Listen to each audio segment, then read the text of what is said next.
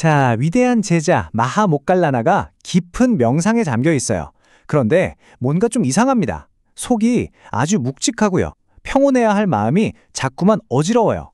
이 기묘한 감각의 정체는 대체 뭘까요? 오늘 우리가 함께 살펴볼 이야기는 바로 이 지점에서부터 시작됩니다.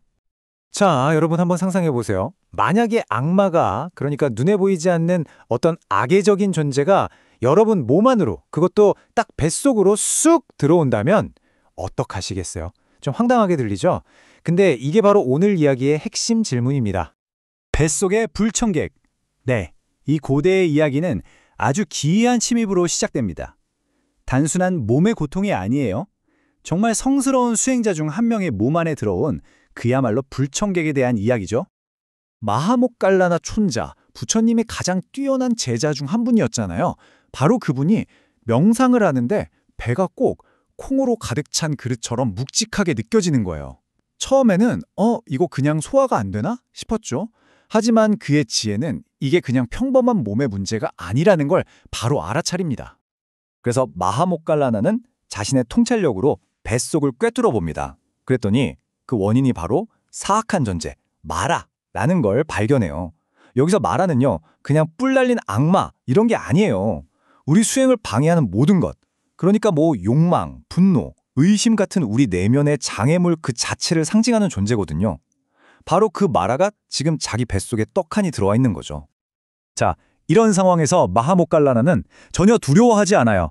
오히려 아주 단호하게 명령합니다. 나가라, 악한 자여. 부처님의 제자를 괴롭히지 마라. 그게 너한테도 오린 해로움과 괴로움이 될 거다. 여기서 진짜 중요한 포인트는 마냥 쫓아내는 게 아니라는 거예요. 마라 너 자신에게도 이게 해가 될 거라고 경고하면서 오히려 자비심을 보여주죠. 이게 바로 이 대결의 시작입니다.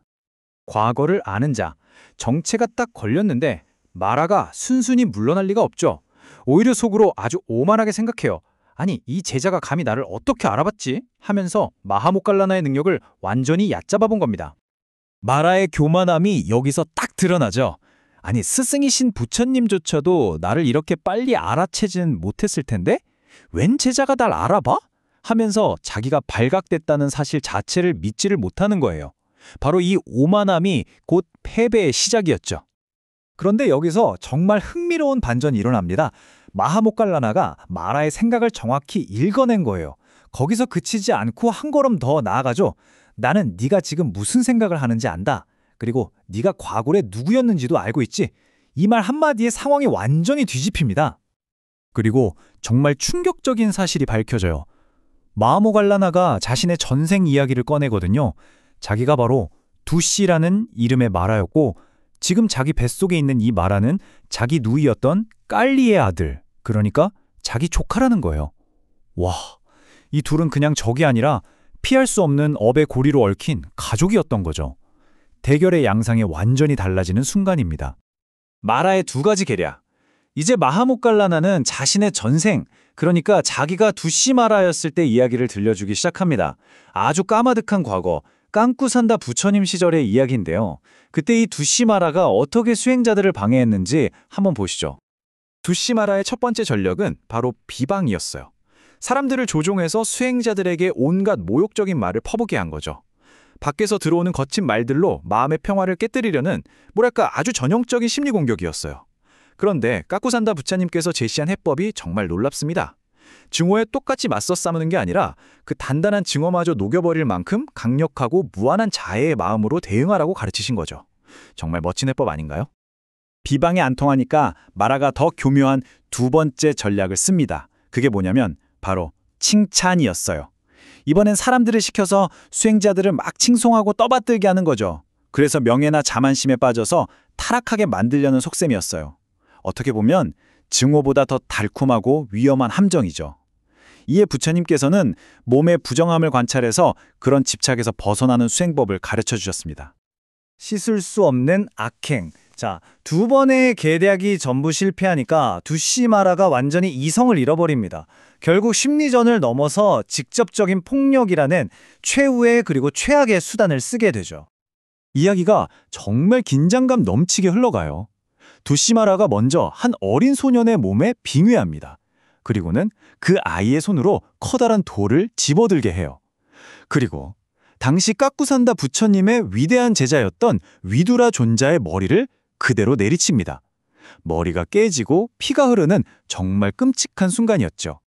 이 끔찍한 광경을 보신 깎구산다 부처님은요, 어떤 행동도 하지 않으셨어요. 그냥 조용히 돌아보셨을 뿐입니다. 그런데 그 시선 하나에 모든 게 담겨 있었던 거죠. 그 시선과 함께 피할 수 없는 업의 법칙, 까르마가 작동하기 시작한 겁니다. 두시마라가 저지른 이 악행의 대가, 상상을 초월했습니다. 그는 그 업보로 무려 10,000년이라는 시간 동안 거대한 지옥에서 고통을 받아야만 했어요. 경전에서는 그때의 고통을 이렇게 묘사해요. 100개의 쇠창이 있었으니 모두가 저마다의 고통을 가져왔네. 이곳이 두시가 구워졌던 지옥이라네. 수백 개의 쇠창이 저마다 다른 고통을 주면서 온몸을 꿰뚫는 곳, 그런 끔찍한 지옥에서 두시마라는 자기 업이 다할 때까지 구워졌다는 겁니다.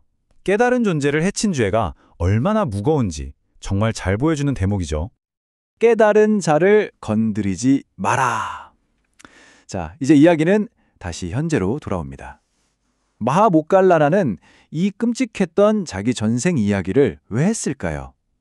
바로 자기 조카인 마라에게 경고하는 거죠. 그 끔찍한 과거를 제발 반복하지 말라고요. 그러면서 마하모칼라나는 사신이 더 이상 과거의 그 어리석은 두시마라가 아니라는 걸 똑똑히 보여줍니다. 발가락 하나로 궁전을 흔들고 저 높은 하늘의 신들 사카나 브라흐마와 직접 대화하고 우주의 중심이라는 메루산 꼭대기를 만지고 심지어 다른 세계까지 여행할 수 있는 그런 강력한 신통력을 갖춘 존재가 되었다는 걸요. 그리고 마지막으로 이 강력한 비유를 통해서 최후 통첩을 날립니다. 어리석은 나방이 불꽃으로 날아들어 타버리듯 너 마라도 부처님을 공격함으로써 스스로를 태우게 될 것이다. 불의 뜨거움을 모르는 나방이 불에 뛰어들어서 자기를 태워버리는 것처럼 부처님이나 그 제자를 공격하는 건 결국 자기 자신을 파멸시키는 어리석은 짓이라고 명확하게 선을 긋는 거죠. 그리고 이 말을 들은 마라는 완전히 전의를 상실해요. 자기 과거, 상대의 힘, 그리고 자기 행동이 가져올 끔찍한 결과까지 모든 걸 깨달은 거죠. 깊이 낙담해서 그 자리에서 연기처럼 싹 사라져버립니다. 이건 그냥 힘에 굴복한 게 아니에요. 진실과 지혜 앞에서 자신의 존재가 얼마나 무의미한지를 깨달았기 때문이죠. 이렇게 뱃속에서 벌어진 기묘한 대결은 끝이 납니다. 자, 이 이야기는 그냥 옛날 이야기가 아닙니다. 우리 마음속에도 마라가 있거든요.